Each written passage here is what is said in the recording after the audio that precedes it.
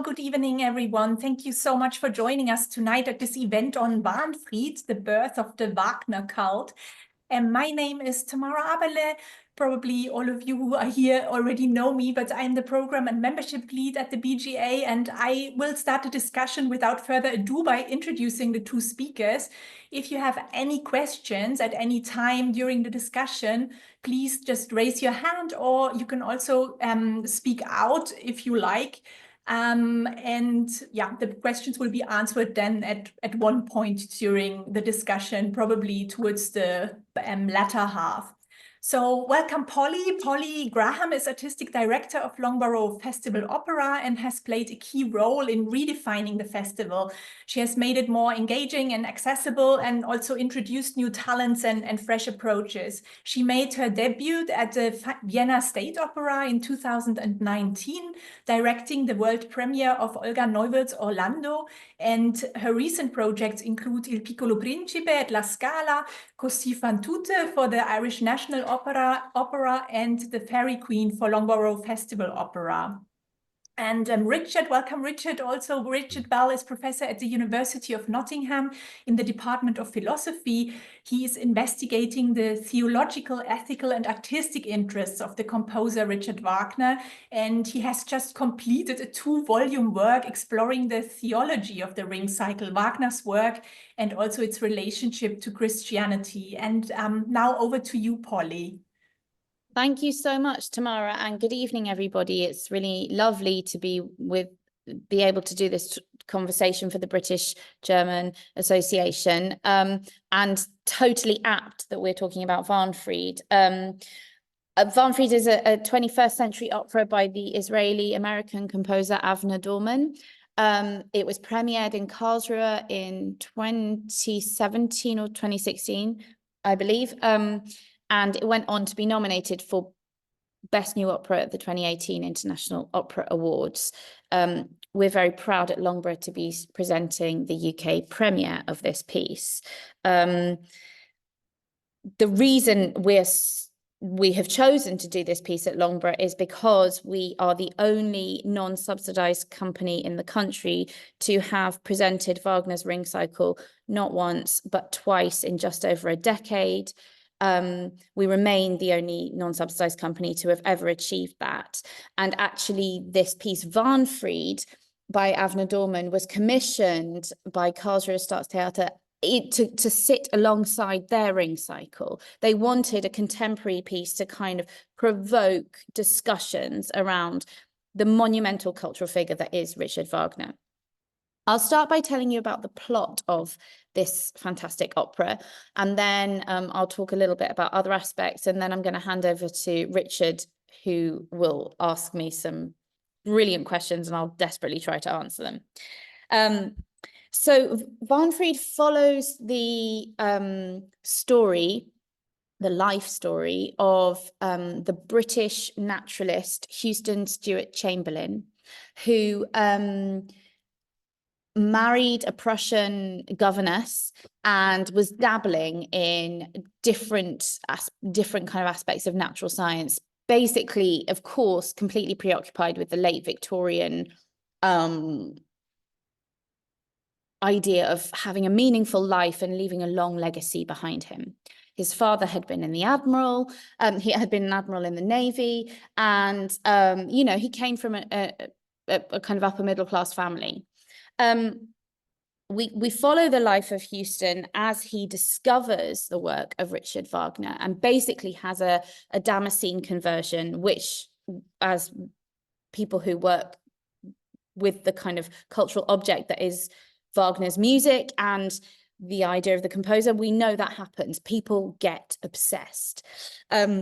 Houston becomes completely obsessed and wants to join the inner circle, or what was known then as the Bayreuther Kreis. He becomes enlisted by Cosima upon the death of Richard Wagner in 1883. He becomes enlisted by her as effectively a priest of the Wagner cult that she wants to build. Now, I think, and Richard will know a lot more about this than I do, but I think it's quite important for the dramaturgical thrust of our understanding of this piece that we realized that it was not a done deal that the Bayreuth Festival would continue, thrive, become a national institution. When the Meister, Richard Wagner, died in 1883, it was incredibly uncertain. I don't believe he'd left a will, and the financial kind of, flow of the festival was rocky, to say the least. So Houston is enlisted by Cosima to protect Wagner's legacy and to kind of start working for the festival.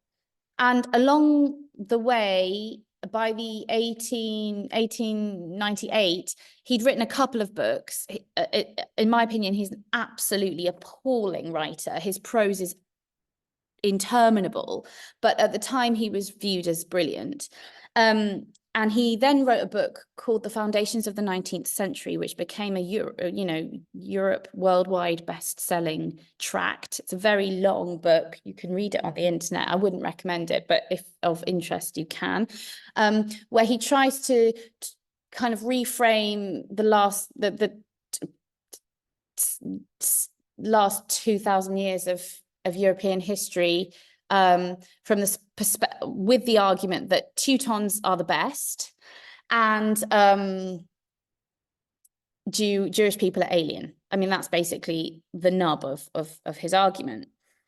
He becomes a complete national celebrity. He meets the Kaiser, Kaiser Wilhelm II, and he eventually, by 1909, marries Eva Wagner, the youngest daughter of Cosima and Richard. That's just Act 1.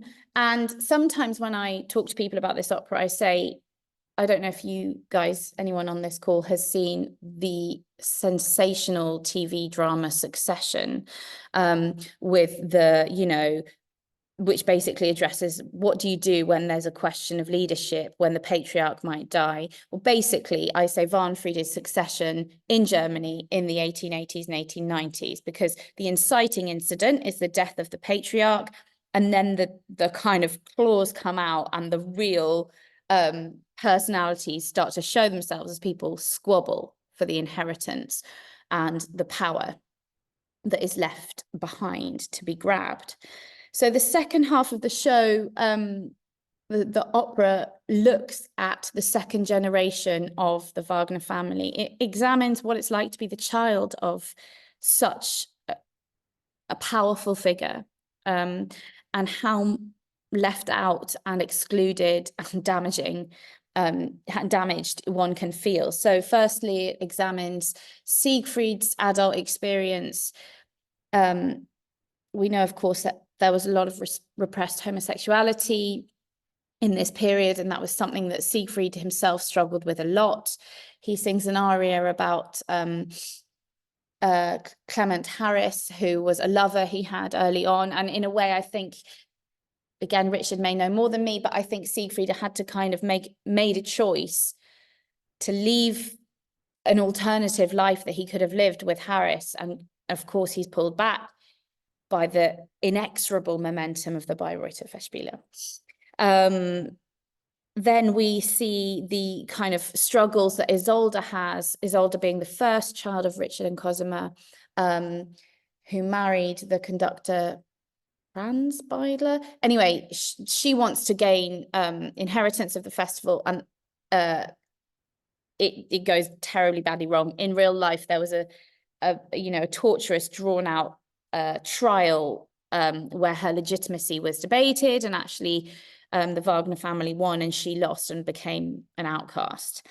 The opera then follows the kind of rise of the First World War, the marriage between Siegfried Wagner and Winifred Williams, another outsider. And of course, then the ensuing disasters for Germany at the defeat in World War I, the Treaty of Versailles, the humiliation, the political instability and the economic instability which ensued. And towards the end of the opera, we see the Wagners kind of shivering in Wahnfried, not able to light a fire because they're so, down at heel. And an anonymous Austrian soldier knocks on the door and says, "I love Richard Wagner's music. I'm so honored to meet this family, and they welcome him with open arms. And he also says, I'm concerned with the future of Germany, and I want to make Germany great again, in not quite those words. So basically, this opera is dealing with the story of the birth of the German nation. It's dealing with the inciting incident takes place only 12, 13 years after Germany formed as a nation in 1871. Is that correct, Tamara? Actually, it kind of spans poetically and musically. I can talk about this a bit more later, but it really spans 100 years of German history, because there are moments when we see the priest of the temple, Houston Stewart Chamberlain, finding early letters where there's evidence of Wagner's anarchism or his, you know, illicit relationships with that woman or that woman, and which look back to the early period of Wagner's life, you know, the 1848-49 revolutions in Dresden, and Houston just attempts to basically erase that narrative so that Cosima and Houston can reframe the story of this composer as a kind of upright German Meister, and then they can bolster the narrative of an ever conservative festival that kind of ties into that. So on the one hand, we can look back to when there was just a dream of a German nation in 1848, but the music, Avner's music, looks forward to the cataclysm of 1945. So although you can basically see the action at a number of levels, kind of musical and more kind of sweeping thematic, as well as Houston, you know, practical. I just wanted to say also there's something incredibly joyful for me in talking to the British German Association about this, because this is great that we are doing the second premiere of this piece in the UK. This is a weirdly British story, you know. Houston Stewart Chamberlain was British. He was educated at Cheltenham College, which is 25 minutes from Longborough. So the irony of that just makes me very satisfied. But also the British public English translation and first publication of his foul book was introduced by Lord Redesdale, the father of the Mitford sisters, who lived 2 miles from Longborough Festival Opera in the Cotswolds. So again, the kind of perverse irony of and truth about, you know, the British fascist mentality is kind of bedded into this story tangentially. And of course, Winifred Williams, another character who becomes more German than German, but isn't German to begin with. So there's, I think in any birth of a nation, there is this kind of refashioning of who you can be, and sometimes, you know, other people decide to adopt that nationality and kind of go for broke even more than the real Germans, as it were. I always think of Terry Eagleton, who says nationalism is the most poetic of political movements. You have to have a story to run an effective campaign for a nation and to forge those ideas of national identity. And of course, that's what's being addressed partly in this piece. It's also deeply satirical and has aspects of a kind of cautionary tale about the dangers of appropriating, you know, music for political ends, stories for political ends. There's a strong sense that it warns us against the sliding scale between nationalism, ethno-nationalism, attacks on minorities, and then the opportunities for strongman politics. But it really is not a didactic piece. It's a grotesque family saga when, you know, everyone is kind of entertainingly horrific. And finally, I'll just tell you that there's a couple of other characters I haven't even mentioned. Both important. One is Hermann Levy, who was the first conductor of Parsifal, son of a rabbi, and had a very kind of on-off relationship with the Bayreuther Kreis in the inner circle. He loved Wagner's music and was completely devoted to it. But there was a whole thing around, oh, he can't conduct Parsifal because he hasn't converted to Christianity, which always plagued him. He never, ever converted, but that was a kind of on-off thing that was problematic in that relationship. And Avner's invented for him a kind of beyond the grave reflection on whether or not he made the right choices in his life. And then the other character, who's definitely the best character to play in the whole show, is something called the Wagner demon. I can show you a picture of him in a minute, but he is born on stage as the Wagnerians mourn the loss of Richard Wagner. And it's almost like, as in a kind of true Wagner style, a little bit sci-fi, as the pressure of this idea that you are going to transform a human artist into a kind of immortal god, basically. The German Meister becomes deity. In that psychological pressure moment, instead of the spirit of the Meister ascending to heaven or Valhalla or whatever you want to think, a demon is born instead, who is carnal, lascivious, wild, quixotic, changeable. In a way, many of the aspects of who this composer really was, unstable. And he, from a dramaturgical point of view, takes on the function of kind of jester and can pop up at any point, manifests to Houston,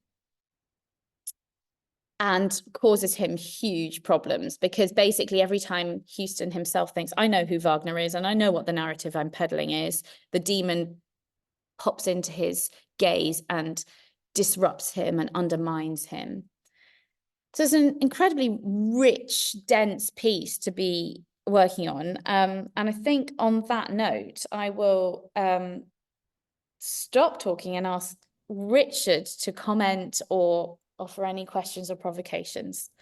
Yeah, thank you, Polly. I mean, that just sounds amazing. Where do I start? I mean, just before we started, I was asking you this question about this dream that Chamberlain had of, like, Christian Germany.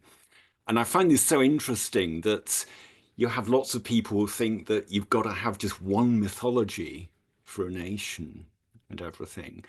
And I mentioned also that one of the things that slightly worries me at the moment is that people are talking about church growth. And I've seen some videos on YouTube where people are coming actually from the right, political right, and actually then appropriating Christianity for, like, national English mythology and so on. And I found that so interesting. So just first of all, I just want to say that I think what you're doing is so relevant, and I think the great art does address, I think, political and social issues and so on. So I'll just start with that. But perhaps I could just ask this question. Okay, so obviously Houston Student Chamberlain is like the central character in this. At any point, is he put over in a sympathetic light? I know it's difficult to be sympathetic towards him because he's got such appalling views. I mean, I was just reading, bits today from the foundations of the 19th century, and it just disgusts me, really. But I was wondering, are there any points in the opera where you present him in a sympathetic light? I think at the beginning he is presented in a sympathetic light because he's in a way a casualty of his time. If you want to excuse him, he's a casualty of his time. And we view him as basically like an overgrown child, like someone who never really grows up. And so when he meets this incredibly intoxicating cultural event, which is the Bayreuth Festival, and encounters the music, he's vulnerable enough to really enjoy being overpowered. And yes, we do find him sympathetic because basically from a archetypal narrative perspective, he's the seeker. He's like the holy fool that is looking for a purpose. And that it's very important when you're making a show like this, especially with this kind of political content, that we are not, as I said before, taking a didactic stance the whole time, because it's very difficult to inhabit a character if one is constantly wagging a finger. We're not in the business of wagging fingers. We're in the business of taking on incredible compositions and provoking ideas so that theatre can do what it does best, which is provide a space for debate and engagement.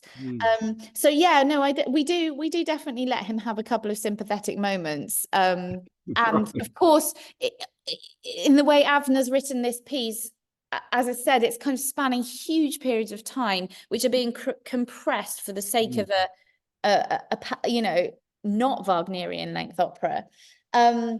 But you do think basically when he meets Cosima, he doesn't stand much of a chance, because there's only, one person that's going to come out of that on top. She's going to subjugate him and get him where she wants him.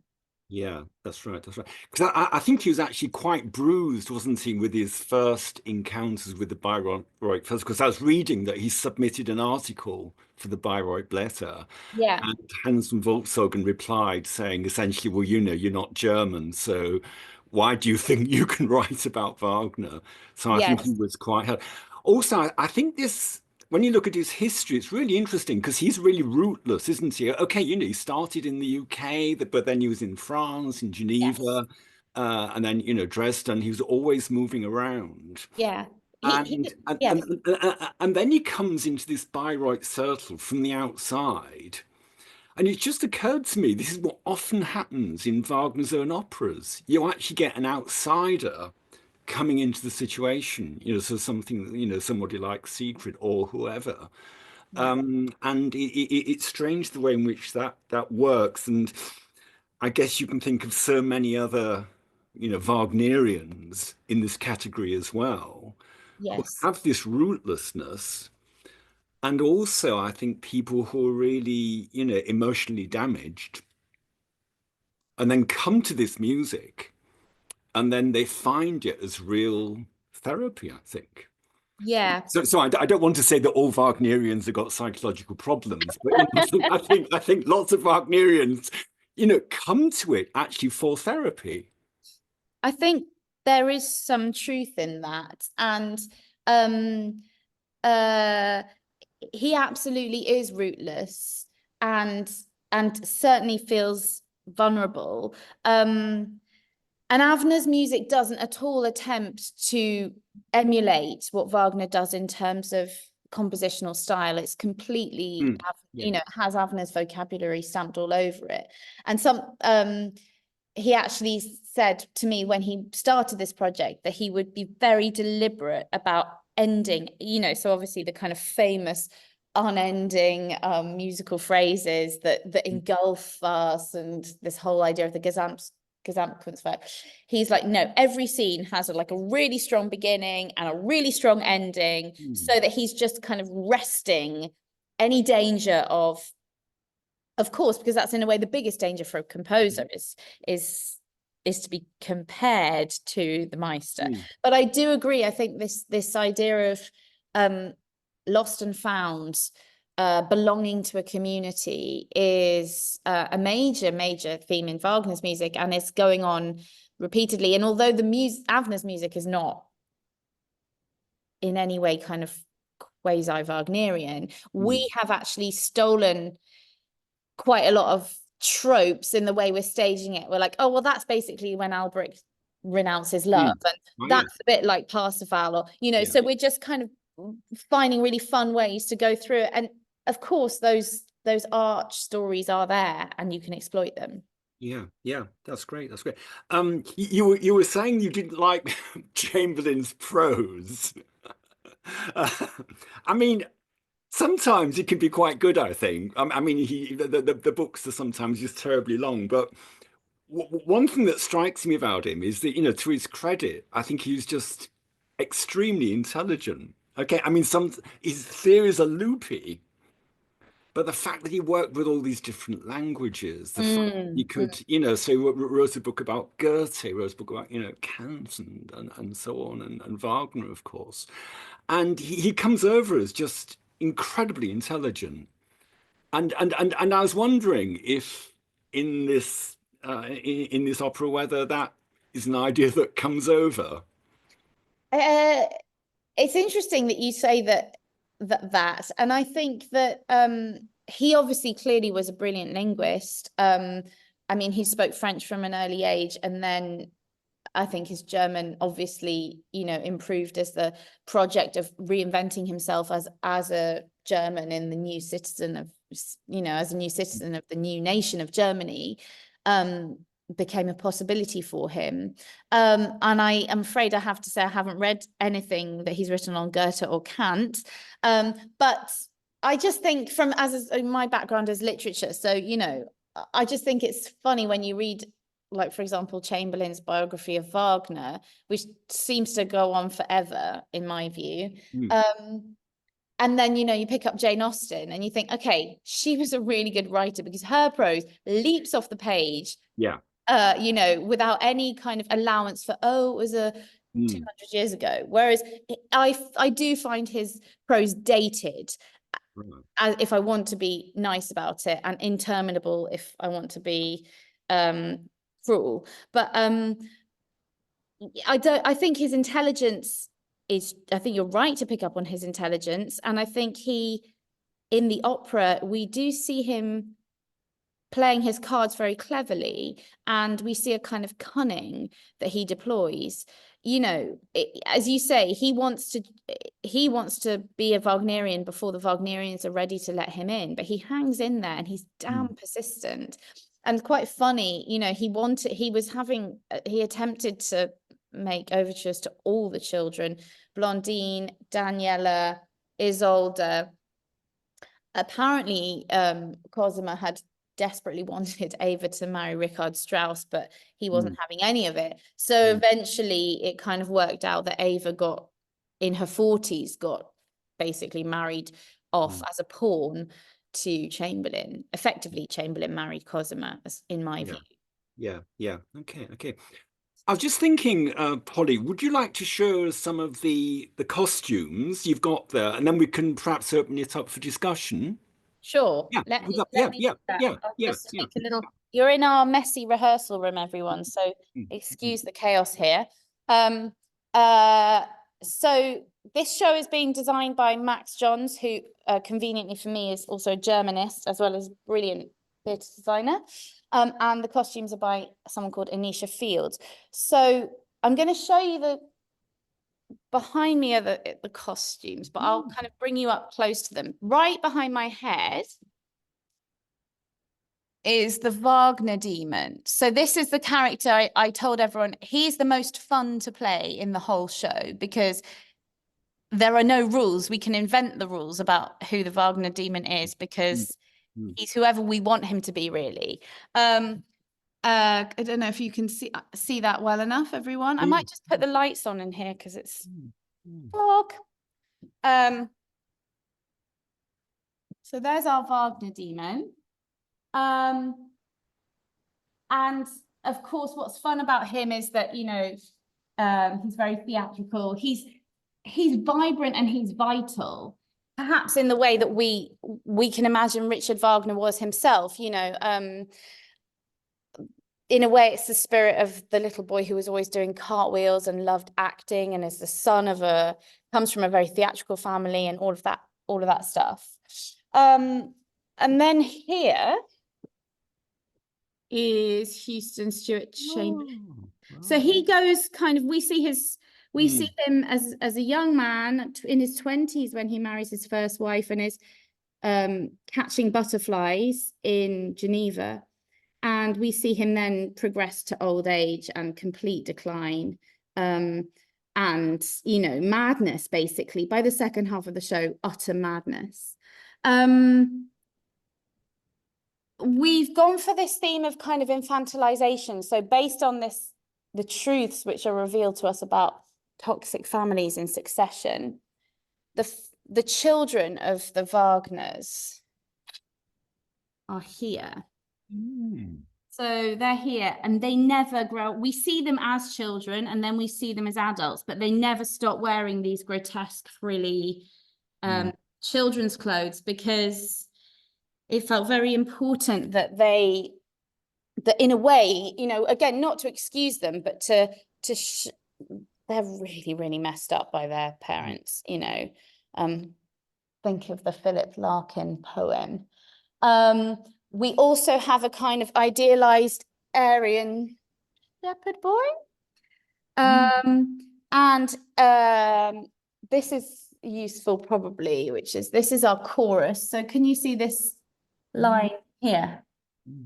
So they're basically I've kind of touched on this a little bit in terms of the way Avner's compositional style works, but he always says that he feels the only way to approach this subject matter is to think about the world of the Wagners like a grotesque circus.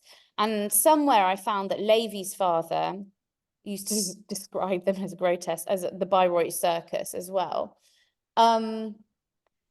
So we've got a kind of very strong vaudeville, almost like cabaret style vocabulary in the production, and we're also working with an acrobat. It's very front facing. It's got a lot of kind of vaudeville techniques built into the staging, and that feels totally fitting for this kind of, you know, it's not anti-Wagner in the sense that it's saying Wagner's bad. It's absolutely not doing that as a piece. It's anti-Wagner in the sense that it's like, let's look at this whole story and this whole cultural phenomenon with a different lens. And in a way, the presence of my favorite character, Mr. Green, is I think he really brings that subject out. You know, I think we torture ourselves and, like, you know, try and discuss, okay, can you separate the art from the artist? I don't believe you can. And I think it's naive to think you can. And I think that to bring the character of Richard Wagner onto the stage, and actually in a brilliant scene in the second half of the show, he has a wonderful monologue where he talks about his theory of art in a way, and he completely, you know, undermines the entire posthumous Bayreuth project. So these fools, they don't understand. Art is about being kitsch. It's about being sexy. It's about combining high with low. It's about taking risks. It's about crossing boundaries. And then all this other kind of horrible stuff comes out of his mouth, more anti-Semitic ideology. All of that is bound together in one person. And I think you can't, it's just too easy to say his views were awful, the music is sublime. I think it's so much more interesting to accept that there's a problem and the music is still amazing and the dramatic work is still an incredible achievement. And that, to me, is a much more interesting kind of puzzle to engage with as an artist. That's wonderful. Thank you so much, Polly. So Tamara, what do you think? Should we open it up then for discussion? Yeah, we can. I just wanted to say, if you ask any questions, because this is recorded, your video would pop up and then be in the recording. So if you don't want to be seen, please put the question in the chat box. Are there any questions at the present, or?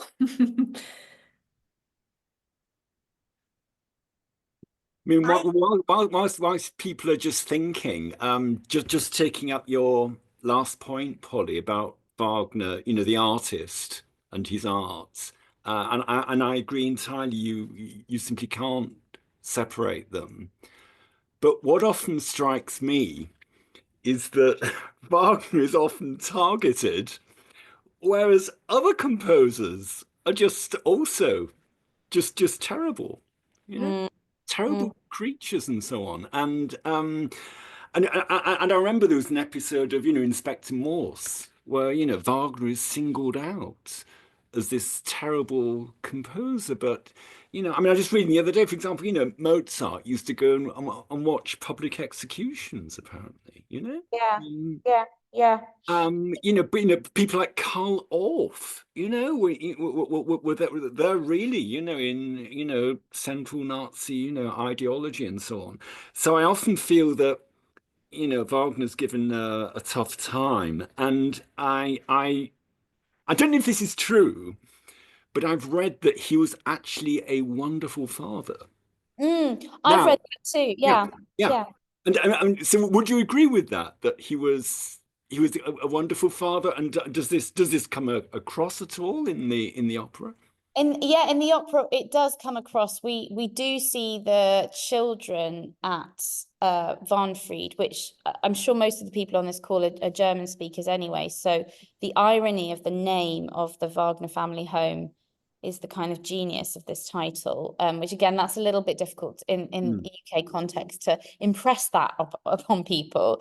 But yeah, he does come across as a fun dad in when we see the younger children, when we first come to Bayreuth. And I've kind of basically stolen from my own childhood in that sense. So like, they've raided the props cupboard, in the theatre, and they've got all the costumes, and they're playing, gods and goddesses with each other. But of course, yes, he was, and they would always play charades, and I think it was a very lively household to be a part of. But you can be a really fun, you can be a fun dad, and you can also leave a very difficult legacy. Those two things aren't mutually exclusive. And I think it's interesting what you say about Wagner gets a tough rap and lots of other people are skipped over. I'm sure that's partly to do with the fact that he was just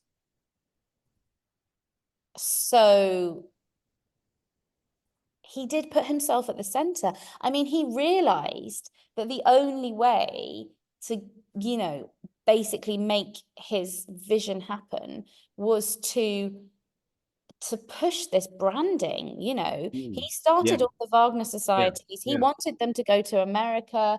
And actually another thing in our costumes, I don't know if you can see, but basically everyone who's in the family has to have the branding.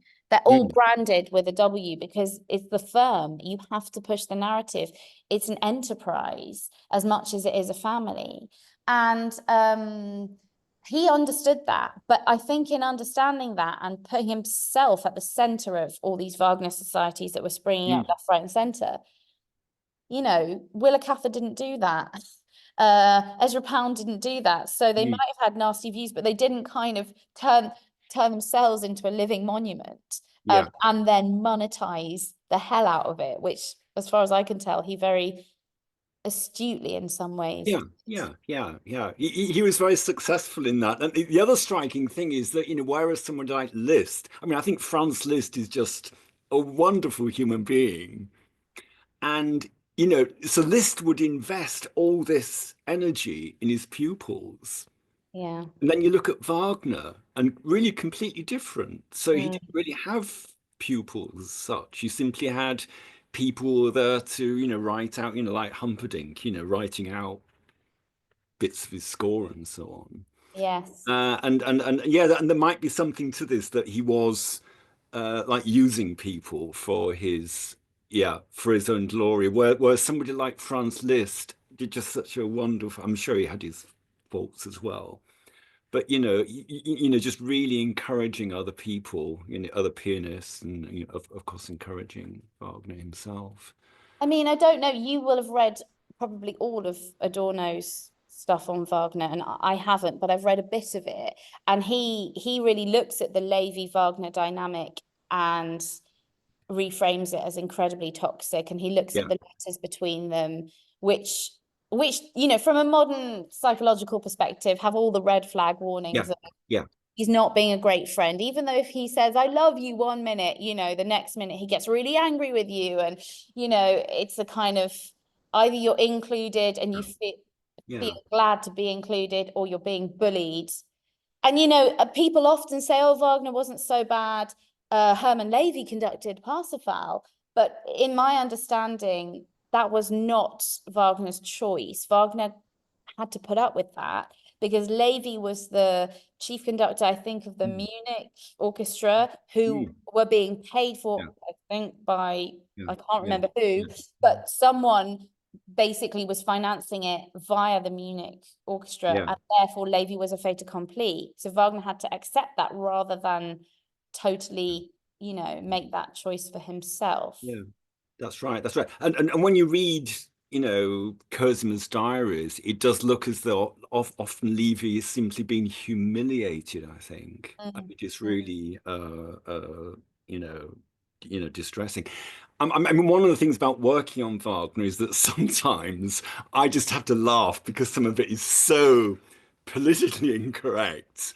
And there's one case, I think, when Ludwig wrote to Wagner in the context of all this and saying, well, you know, we can get on with anybody. It doesn't matter whether somebody's a Jew or a Catholic and so on. And then Wagner wrote back and he said, it's all right for you, Ludwig, to say this about the Jews. You don't have to live with them. And he says things which is just so absolutely outrageous. And I think there's no doubt. There's, you know, I think anti-Semitism is a problem with Wagner. It's quite interesting. I mean, I agree. Yeah. However, we've been reading a book by Amos Elon, which is a book on the kind of history of the Jewish German culture in the from the kind of 18th through 19th century, and that has been really helpful in allowing us to not bring our kind of hyper-modern sensibility into the room, because of course we can have that and we can have all those sensitivities and we need to have that, but to inhabit these characters we have to understand that every time there's an anti-Semitic slur, it's completely incidental to nearly everyone in the room, probably including Levy, because there was such a strong culture of integration and emancipation through converting or keeping your head down, or, you know, not being, you know, defining yourself as a kind of cosmopolitan Jew rather than, you know, like, for me it's just been revelatory to understand some of the history of particularly the late 19th century pogroms in Russia, which then caused all these waves of immigration, people flooding through Germany, and, you know, Gustav Mahler being like, those are not my people, are you joking? You know, of course, as we see often with immigrant communities, like an earlier wave is quite quick to separate themselves and to redefine themselves as different to a latter wave. And that's just all been really interesting. How deeply this stuff can go inside, and even a Jewish character themselves is effectively subscribing to the same ideology as the people who who I actually have two questions. Yes. So if that's all right. So one is from Peter Wilson Smith. Peter, do you want to put the question in the chat, or do you just want to speak out? I'll just ask it if I can. Okay, fantastic. Is that okay? Hello. Yes. Hello. Yes. No, I was interested in what you were saying about, you know, the separation of the artist from the work. And I mean, it set me thinking, I mean, that for me, one of the enduring attractions of opera is how often the devil has the best tunes. And, you know, the way it creates that extraordinary sort of tension, you know, when you're, you know, you hear you're repelled by a character, but you're carried away and transported by the music, and, you know, whether it's the Duke in Rigoletto or Scarpia and so on. So, you know, with Wagner, accepting, you know, the character, but still loving the music, you know, I don't have any problem with. But isn't the charge against Wagner that there are elements in the work that are inherently anti-Semitic? I mean, you know, the Nibelung, for instance. I mean, you know, I see this and I think, well, I mean, I don't know. I find it hard to sort of see that, but I kind of accept that some people interpret it that way. But I mean, it's not that he had terrible views and wrote beautiful music that's the sort of problem for me. I mean, what do you think about the charge that there are in sort of anti-Semitic elements within the operas themselves? Well, I mean, Richard, I've got a couple of points, and then I'm sure you've got more things to say. Should I just say my sure. thoughts first? Yeah. I think, at the end of Meistersinger, you do have a very strong kind of nationalistic statement from Hans Sachs, which is every director struggles with massively. I know Barry Millington has written quite a lot about the kind of reading of some of these characters in The Ring and elsewhere as kind of anti-Semitic tropes. I think, to quote Alex Ross, there is an infernal Protean logic to an artist and his work as great as Richard Wagner. And I'm not that sure I agree with Barry in terms of saying, oh, look, like Alberich is an anti-Semitic trope. Because actually, for me, Alberich is the hero of Rheingold. The villain of Rheingold is Wotan, who is a filthy gangster, hypocrite, grubby, and just such an he's the hypocritical bourgeois, turned up massively.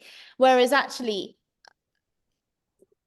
I think Alberich is the person we identify. Of course, he steals the gold from the Rhine maidens, but actually, I understand exactly why he did that, and he goes on to kind of have this amazing music, and his curse against Wotan is just, it's the best moment in the opera for me. So, and I don't see that as the devil getting the best tunes. I see that as the hero, the underdog who's being kind of, in a way, sympathized with. So, I don't know. Those are a couple of thoughts from me. I don't know what you think, Richard. Well, I suppose I do see Alberich and Mima as Jewish figures. Yeah. And in fact, when Mahler was conducting Siegfried in Vienna, he actually made the point, I don't want Mima to sound too Jewish, because he realized that Mima had this very whining and so on, very high voice. Alberich, I think George Bernard Shaw was onto something to see that, this is something to do with, an allegory about capitalism. Yes. And so Alberich could be seen as, the Jewish banker, so to speak, possibly. But I think when you come to Beckmesser, again, I think this is, again, he sees him as a Jewish figure. And of course, he was modeled on Hanslich, his great enemy. And Hanslich, of course, was half Jewish. And when Wagner reissued the Judaism in music, or Jewry in music, however you want to translate this is in 1869, he actually then mentions specifically Hanslich. So I suppose I do see them as anti-Semitic, figures and so on. But I think one thing I'd want to make a distinction about this is that Wagner disliked the Old Testament, and I think that's fair. He saw the God of the Old Testament as a problematic God. That is, so I don't have any problem with having a sort of theological critique of Judaism. But then where I do get uncomfortable is that when you have the hatred of Jewish people, and I think this does sometimes come over. But I mean, within the kind of capitalist allegory of The Ring, Alberich is a victim, as well, and in some ways, it is allowed. I mean, depends on the production, but is allowed a lot of sympathy. And I don't know if anyone on this call saw Richard Jones's production of Rheingold at English National Opera a couple of years ago. But to me, that really showed, that showed us how vulnerable Alberich is. in some ways he was presented almost like a kind of contemporary, you know, the concept of like an incel, like like a man who renounces love because no women find them attractive or whatever, and then he, you know, went on to effectively run like some sort of Amazon warehouse thing. So, you know, he's embracing all sorts of exploitation and evil. But the opera totally shows you the sliding scale of how someone can get there. And and actually the bourgeois hypocrite is worse than that, you know, because they'll which is totally still true of the kind of capitalist situation. So but you're right about, I agree with you about Beckmesser, and it is a challenge that is kind of there, but no one is ever saying that these works are, you know, moral guides. They're reflections of our world, aren't they? Yeah, yes, they are. So I won't go on about this, but I feel that great art is there to make the world a better place. I would also say. I don't know. I mean, this is why I have problems with, I don't know, Strauss's Salome or something. You know, it's great music and so on. But I think, but anyway, I won't go on about this. Perhaps, Arne, would you like to put your question, please? Yeah. Yes, thank you. I'm afraid it's going to be a slightly non-question, one of these annoying contributions, which is actually more about the person asking it, but I promise there is a point to it. So I'm really interested in this, you know, idea of the relationship between the biography of the composer and the work. I've just read a book called Monsters by Claire Dederer, oh, it's interesting, but yes. Interesting you have it there, Polly, because I love the figure of the Wagnerian demon, because Dederer talks a lot about this idea of the stain that you have, you know, in the work, as it were. So it's sort of, once you know about the biography, the stain is there. You can't make it go away. It's in the fabric of the thing and how you see it. And I was struck by the fact that this sort of big blob of green is sort of the stain on the stage in this, in some way, isn't it? I mean, is that, I don't know the production, but I'd be interested in your views on that, if that metaphor works for you and if it works on that level in the production. Yes, I think I've actually just started reading this book, so I'm still only on the Roman Polanski bits, but I agree about the stain. You can't unhear that stuff. And you can't unsee those things, I guess, once you're woken up to them. But I'm not sure I agree with Richard in terms of like great art is there to make the world a better place. I would resist the idea that art has to be ever linked to morality. I think great art offers all of us the opportunity to engage our imaginations, and linked to that, as my wonderful mentor, David Poutney, says, is the action or the impulse of compassion. If you can engage your imagination, imagine what it's like to be someone else walking across a room, imagine what it's like to sit there as Cosima, then you have turned on the same faculty which is required for compassionate thought. But I don't think we should confine great art to a